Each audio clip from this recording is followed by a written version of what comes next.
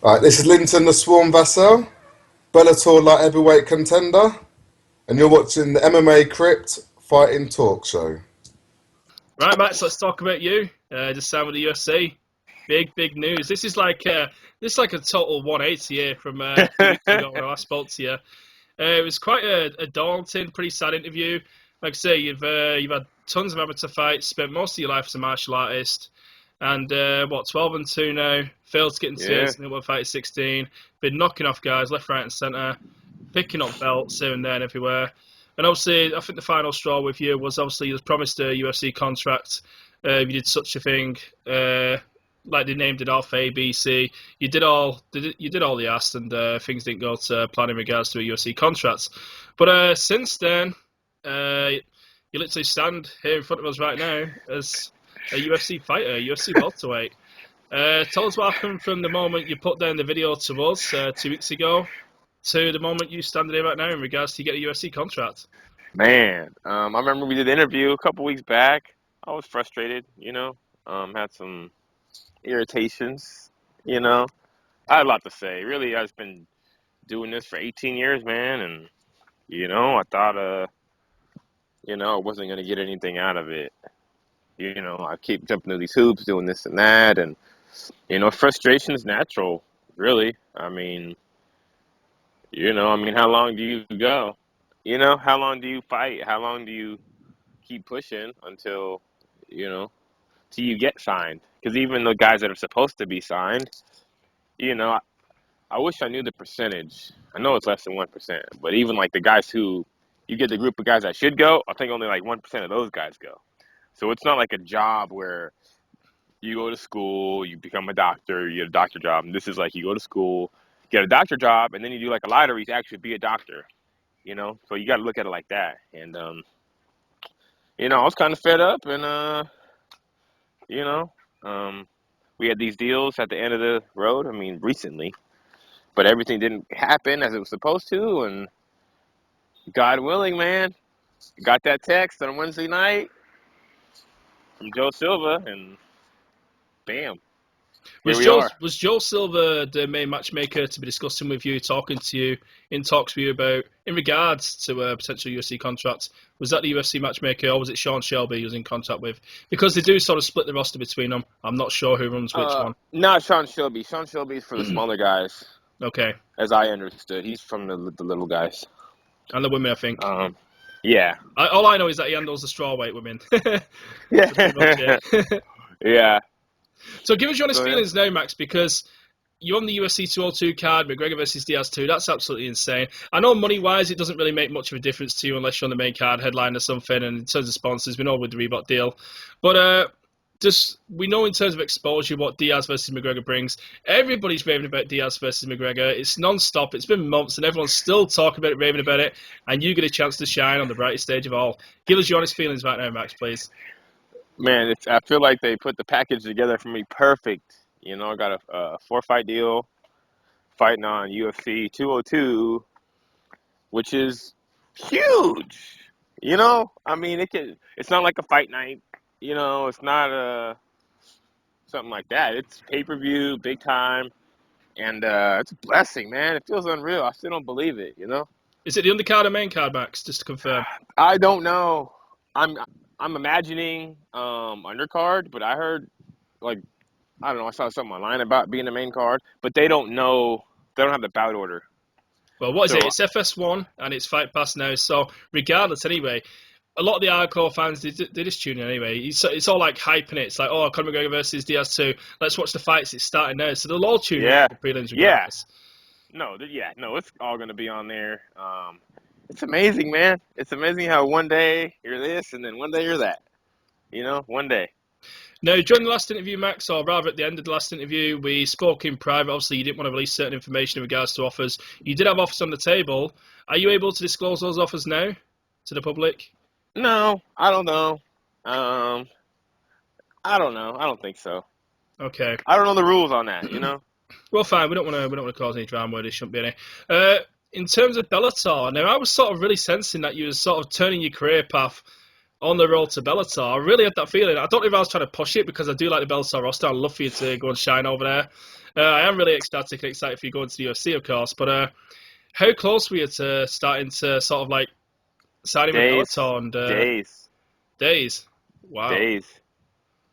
Do you believe the UFC sort of got a hint of this, and that's why they actually signed you? Do you believe? I'm not sure to watch the interview, but was there something you said to them? Maybe do you believe something got passed on to them that you was unhappy and that you were potentially going to sign with the likes of Bellator, and that's why they didn't want to lose you? I don't know. Like the thing was, I was supposed to, we were working on deals with all those guys, and I mean, it was close. I'm talking like that was the plan, along those lines, and it was days, timing with days. We're supposed to, working on getting together, sitting down earlier in the week, and it just didn't happen for whatever reason, God or whatever timing. Because if I would have signed that, I wouldn't be in the UFC right now. So, I mean, it's just timing. It's all timing. I mean, last week they didn't want me. I want to Now play. they want I want to play a bit of fantasy here, Max.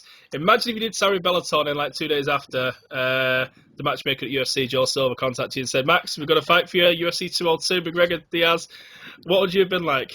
No disrespect to Bellator, of course, but how would you have been? I don't know. Ah, man, So, it's crazy. so obviously you did fight on the UFC. You lost to get into it. It's Matt Secker. Am I correct in that, Matt Secker? Yeah, Did you ever regard that as a UFC fight? It was the UFC, really, but is this your real debut? yeah, I'm ready, man. I mean, I wasn't ready last time. I was 3-1, I think, man. I would have got chewed out and spit out. Now, What's changed since then, Max? man, more than 10 fights. I mean, I fought names, I fought great wrestlers, great jiu-jitsu guys. My experience, Because my intelligence, my fight IQ, everything. because we're experienced thrown out there from fight fans a lot. Oh, he's got more experience. But what actually is it? What is it in you? What's changed? Try if you can describe it. I know it's sort of an awkward question and a hard one to answer, but we just hear experience thrown out there, and I just want to sort of know what in you has changed. Skill set wise, maybe just more composure. What is that experience done to you? I'd say I'm more composed, confident. I know what I could do now. Back then I didn't really know. And every fight lately, I mean, I get better every fight, and now I'm confident. I mean, I wrestle with all Americans. I roll with black belts. Like, I'm ready. I'm ready Confident. for anyone, for Confidence is a big anybody. thing, Max. You mentioned confidence there. I still get nervous. I've been doing this 3 years now, and I still get nervous interviewing certain people. When I don't do it for like 2 months or a month, I'm like nervous. I'm like, shit, I've got an interview in 4 minutes. Like, and after I've done an interview, I feel cool. I just interviewed MVP, and I'm on to you. And I'm like, I'm looking forward to your interview. But before, when I was on MVP, I'm like, shit, MVP in 4 minutes Yeah. time. And it Not 3 really minutes, is. 2 minutes, 1 minute. It's a strange thing, confidence. Like, you've been out since, what, January now? Has your confidence started, your lack of confidence started, creeping into you? Like, oh, shit, I am fighting. Am I going to be up to this? Am I going to win my debut? Is any of that lack of confidence started creeping in? No, no. I've been waiting for this. Excitement more. I'm excited. I know what I can do. So it's about time that I can do it, and the opponent's good. He's a good fighter. I don't know too much about him. He's from American Top Team. He's good, man. Everyone's good. Everyone better be good. I'll tell you that. And I'm gonna show him what to do. Really, I'm gonna show him what to do, man. So what's the plan now? You mentioned it's 30 days' time, so you got 30 days. What's the plan with the coaches now? Have you spoke to your coaches? Have you set out a plan? What's going to be happening? Yeah, we're on board. We're already in shape. It's just losing the weight. Just game planning different. Not even game plan. I know how to fight. It's really just about, they'll watch him, see different tendencies he does. I know he's a wrestler, so, Are you going to, Bob, look into which your I'm opponent used to. I watch a little bit. I watch just to get like a gist of how he fights. But I let my coaches. I'm more focused on what I'm gonna do. I don't really care what he's gonna try to do because it's not gonna work. So I'd rather have my coaches tell me, hey, he drops his hand when he does this. He's open for this. He's susceptible for this. That's what I look for. So when I'm fighting, I'm not thinking about anything except fighting. I'm not even thinking really. I fight, and then when stuff I see happens that I've been training gets executed, and then it's a wrap. Well, I want to switch you back to MVP there. I spoke about Michael Page. No, we all saw his knockout victory, spectacular fucking knockout. You talked about your walk-off knockouts, and people go crazy over that. That guy has posing knockouts. He literally stands still in the center of the cage after he's knocked somebody out. It's fucking insane to watch. Now, you wanted me to pass on hi to him, actually pass on hi. He actually he said thank you, and he said best of luck in your career. Obviously signing with the UFC, so I'm assuming he's going to check you out now, Max. And but I wanted to know, because it's such a respect thing. You know, it's one thing saying the fans are impressed by you, but when fellow fighters say hi, was that a respect thing, what you was doing there, Max, when you said time to say hi? I said hi. Was that respect being shown by you? Yeah, man. Yeah, he's a cool dude. He's good, I thought we were going to cross paths in Bellator one day, I would have liked to, but, he might be in the UFC. You never know. What did you make But it's not like a challenge thing. He's dope, He is. He's good. So, yeah, what's up? I'm a cool dude. I'm regular, What did you make of his knockout there, Max? Because dude, just the way he crushed the skull. Just the way he crushed the skull. Because also the hardest part of your head, your skull, is your forehead. He managed to crush it. It's insane. I mean, if it would have been any lower, probably would have killed the guy, Well, they said it was life-threatening. They said it was life-threatening. Yeah, I'm just saying, but I mean, imagine the impact right here on the forehead, right? Crushed it. Imagine, like, your nose or something, your face. It would have caved in his face. Yeah. Do you want me to tell you the most insane part, Max? He said he didn't even have a bruise on his knee. Not even a scratch, a bruise, anything. That is insane. Yeah. Well, Max, obviously this is an emotional moment for you. You've been through all emotionally, the wild ride, the long journey. When did you start martial arts again, Max? I asked you ages ago, but I sort of forgot now. You've been doing this when I was 4.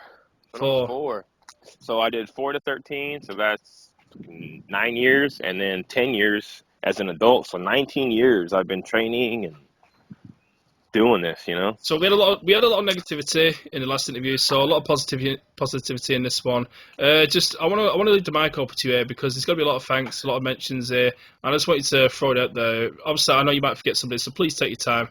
And if you do forget anybody, I'll add them in. I'll add them via text later on the screen. Is that a question? I just want to leave the mic open to you, Max, and any thanks you want to give to anybody who's helped you so far. Man, this is a big step for you right now. This is the next phase of your career. This is big, man. I get emotional over it because I care about it, I really do. And like I said before, like I've always wanted this since I was a kid. Watch the UFC. I always wanted to be there and do this and do that. To actually do it, to me, it's unreal. And it's a blessing, and I appreciate all my fans, all my family, everyone that's been with me, We picked up a lot of people on the way, new fans, new friends, and my originals, my day ones, everyone, my sponsors who believed in me when I was just an amateur, calling Max Nutrition, hey guys, it's a supplement store in Sacramento. It's like, hey guys, my name's Max, your store is Max Nutrition, can we work something out? So I've had people believe in me when I was 0 fights, 1 fight, So not to just, I did it for everyone. It's not just for me, it's for them too, for believing in me. It's like validation. But I appreciate everything, man. A lot of people are coming out the woodwork as typical. Yeah. Oh, Max, I knew you in 3rd grade. But it's part of the game, and I know who was here and I know who's new, and I'm just going to be myself and grow. Well, what did you make of the support there, Max? Because I even noticed you had a guy called Mark Epstein. He fought over in the UK in London on the old cage race days. He's actually commenting to you.